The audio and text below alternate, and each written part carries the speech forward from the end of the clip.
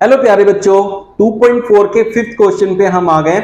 हमें जो भी क्वेश्चन दे रखा है वो आइडेंटिटीज का एक्सपेंडेड फॉर्म दे रखा है, एक्सपेंड करके दे रखा है, उसको वापस आइडेंटिटी में फिक्स करना है, एक्सपेंडेड फॉर्म को वापस आइडेंटिटी में लेके जाना है। तो उससे पहले आपको आइडेंटिटी को समझना पड़ेगा।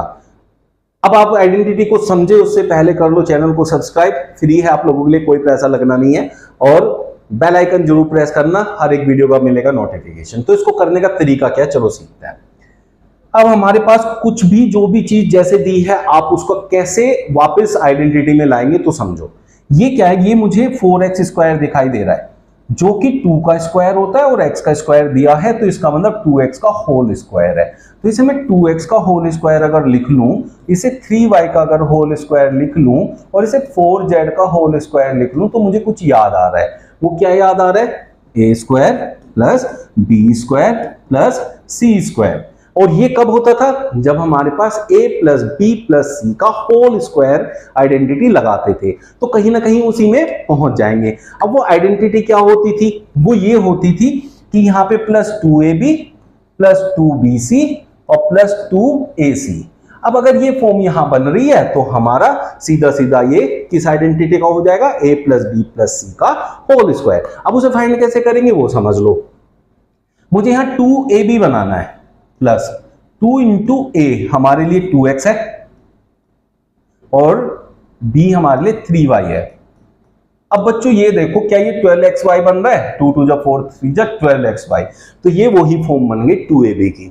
अब हमें ना एक चीज और समझनी है इसके अंदर, वो है कि माइनस साइन कौन सी टर्म के साथ है, a के साथ, b के साथ या c के साथ। उसके लिए ट्रिक क्या है, जो दोनों माइनस वाले हैं, ये है माइनस वाला, ये वाला, तो इनमें से जो कॉमन है वो ही माइनस का होगा। z है कॉमन तो z ही माइनस का होगा, तो इसे मैं लिखूंगा -4z का होल स्क्वायर।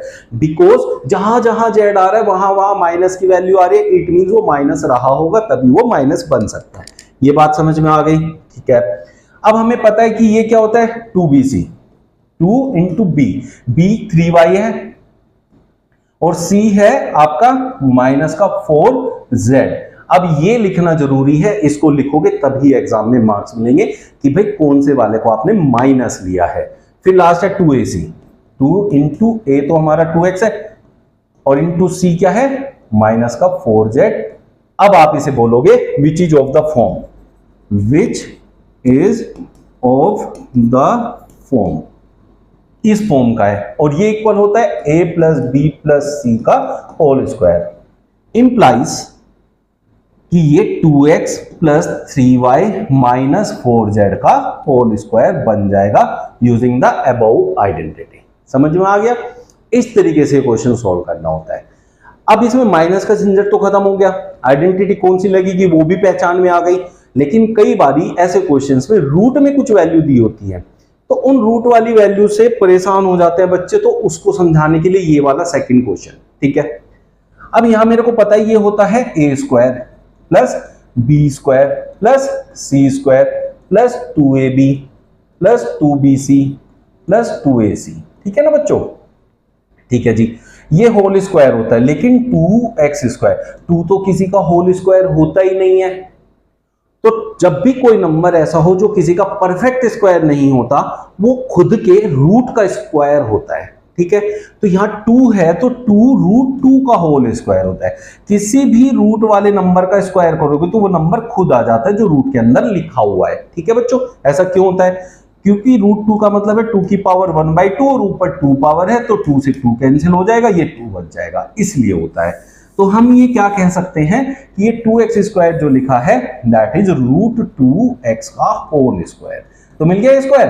फिर b, तो ये तो सीधा y का स्क्वायर है, तो y का होल स्क्वायर प्लस, अब ये 8z स्क्वायर है। अब 8 किसका स्क्वायर होता है वो फाइंड करना है, तो √8 का होगा। 8 किसका स्क्वायर होगा, √8 का स्क्वायर होगा। लेकिन उसे हम कैसे लिखेंगे बच्चों, रूट में हम यहां लिखेंगे। अब यहां ना एक और क्वेश्चन में थोड़ा सा चेंज है, वो जो यहाँ पे गलत लिखा हुआ है, मिसप्रिंट हो रखा है, ये आपका है 2√2xy, ठीक है बच्चों। क्वेश्चन थोड़ा सा यहाँ मिसप्रिंट लिखा था।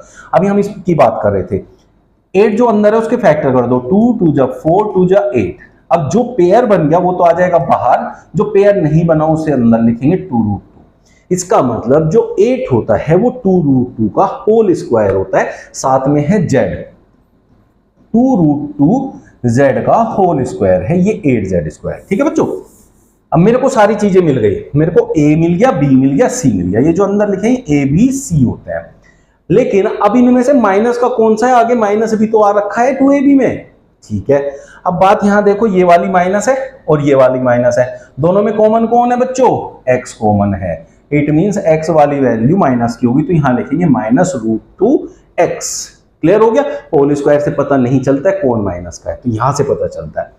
अब यहां क्या है, -2ab होता है, ये क्या है बच्चों, -√2, ये +2ab होता है, तो मैंने 2 लिखा, इंटू a इज -√2x और b हमारा है बच्चों y। तो ये देखो ना, प्लस माइनस माइनस 2√2xy बन गया ना, तो 2ab वाली फॉर्म मिल गई। ठीक है जी, एक्सपेंड करके वहां दिखाना होता है। प्लस फिर 2bc, 2 इंटू b तो y है और c क्या है, 2√2z है, तो 2 जब 4, 4√2, ये रहा y एंड z मिल गया मुझे। फिर प्लस, अब ये माइनस वाली को ब्रैकेट में रख लोगे तो और ज्यादा अच्छा रहेगा। ठीक है, ब्रैकेट में ही रखना है। अब उसके बाद है 2ac, 2 इंटू a मेरा है -√2x और इंटू c क्या है, c is, where is c, abc, that is 2√2z बच्चों। अब देखो √2 इंटू √2 इज 2, 2 जा 4, 2 जा 8, आगे ना 8 और xz। क्लियर हो गया, तो which is of the form, ये लिख लेना, which is of the form a square plus b square plus c square plus 2ab plus 2bc plus 2ac, where a is this, b is this, c is this, वो तो अपने आप भी आप लिख सकते हैं। implies it is of the identity